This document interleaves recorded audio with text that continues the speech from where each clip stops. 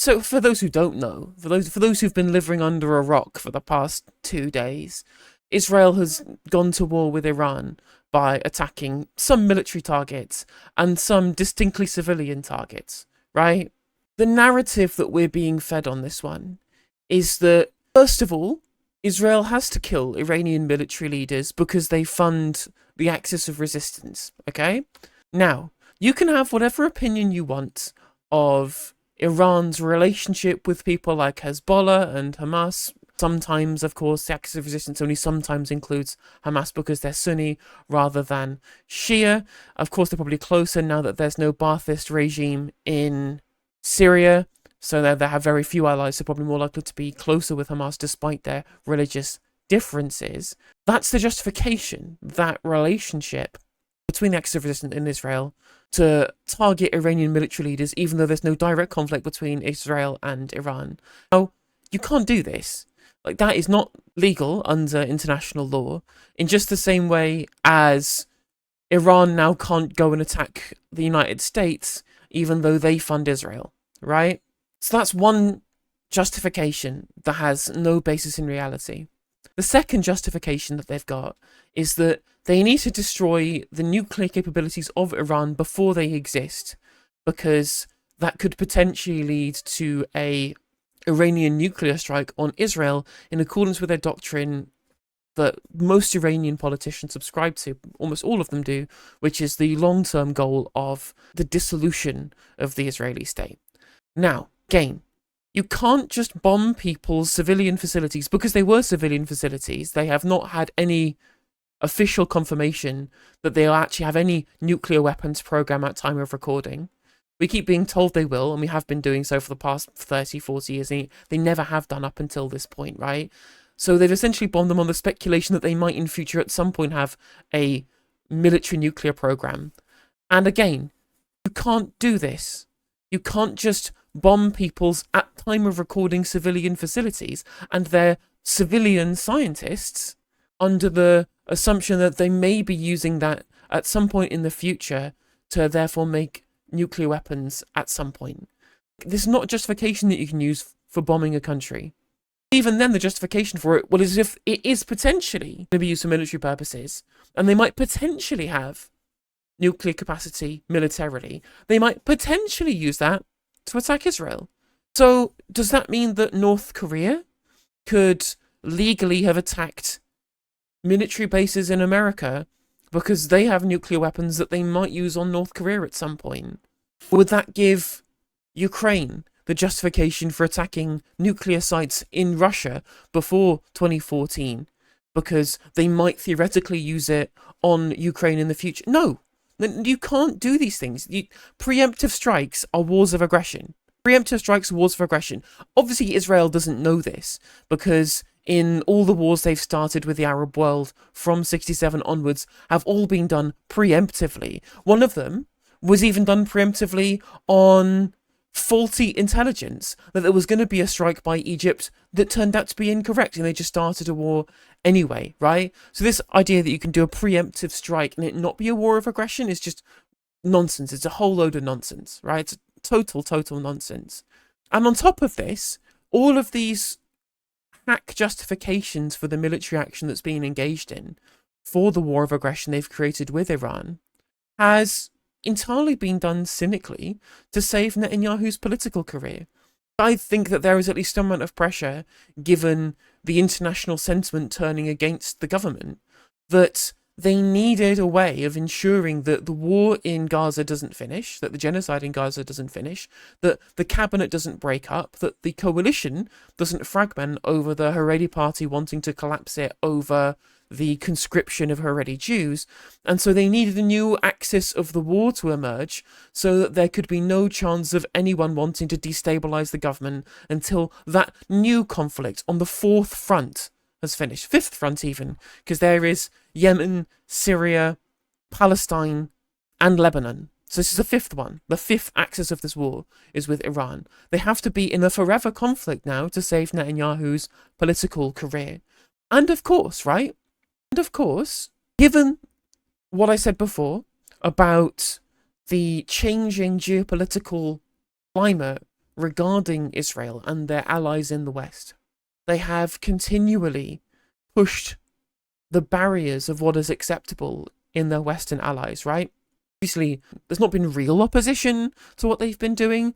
There's been precious little real opposition to what they've done so far. It's mostly been virtue signalling, piecemeal, and symbolic rather than material in terms of the ways in which the Western allies of Israel have moved away from them, given public sentiment in Western countries being wholly against Israel now, like hugely. Plurality in most countries, majority in the vast majority of those countries too, of sentiment is against Israel now. Governments have had to have these kind of symbolic actions to make it look like they're not giving full-throated support to Israel, such as in our country, which is the UK, where we have sanctioned some settlers and some far-right ministers. We have suspended 8% of arms licenses, yet of course all of this is secondary to the fact that we are still training IDF troops, as was admitted by Luke Pollard, the Armed Forces Minister, and on top of this, we're still flying spy flights over Gaza from RAF Akrotiri, and on top of this, we are not actually suspending things like trading and diplomatic relationships with Israel. So any amount of opposition we've had to Israel's actions has not actually been material in any way, or in any way that would actually affect Israel's ability to carry out its forever war, and has been done to appease public sentiment rather than change the geopolitical relationship, which is actually what the public sentiment wants to see.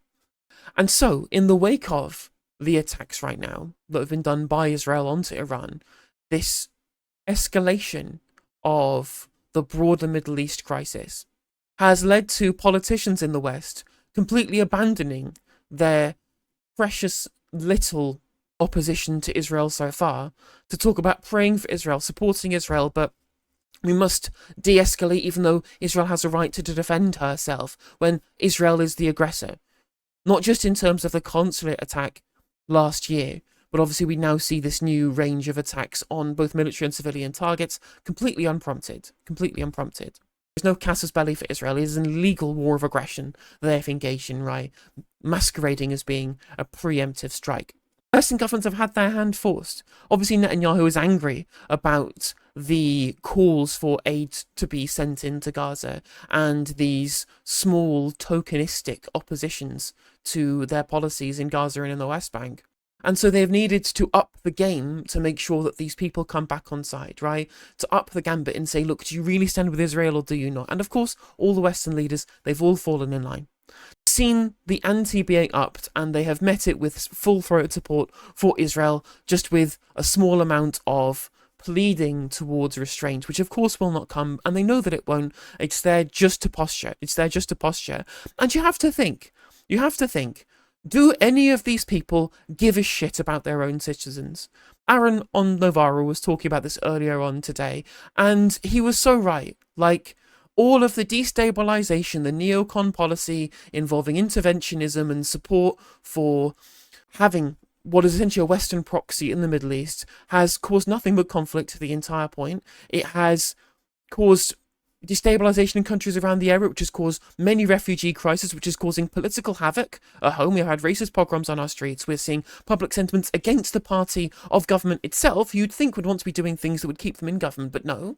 Will continue to exacerbate crises that make it politically unpopular, not just in terms of backing Israel whilst people don't want them to, but also in terms of all of the negative externalities of these policies and what they will do to the country overall. And now we know there's going to be an oil crisis. Oil prices have just spiked as a result of the war between Iran and Israel.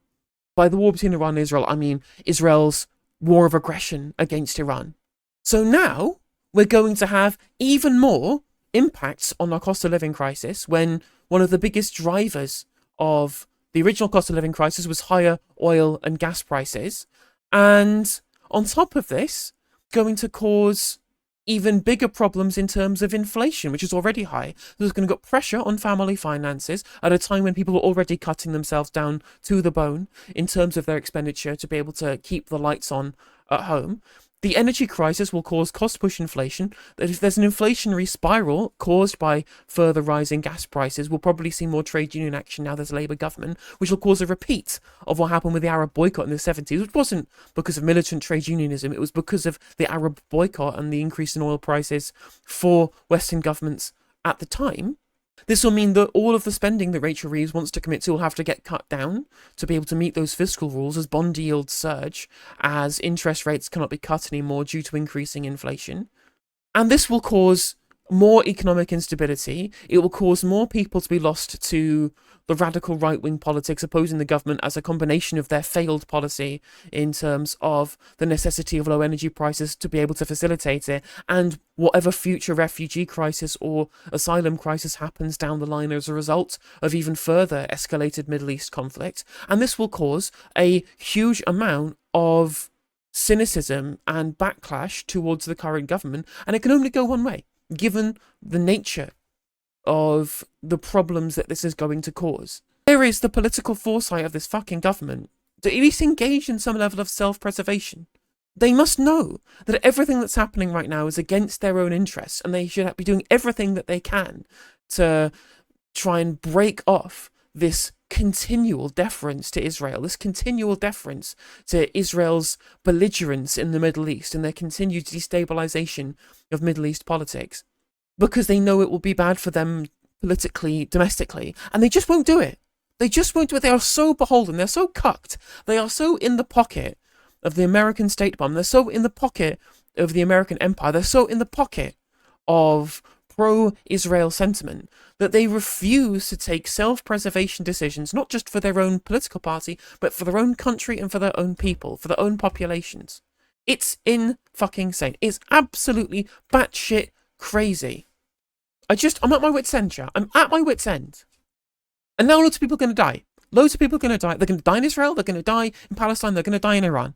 Loads of people are going to die. Loads of people are going to do it. All to save Netanyahu's fucking career. And because people in the West, in governments in the West, will refuse to stand up to him properly. Refuse to stand up to him properly.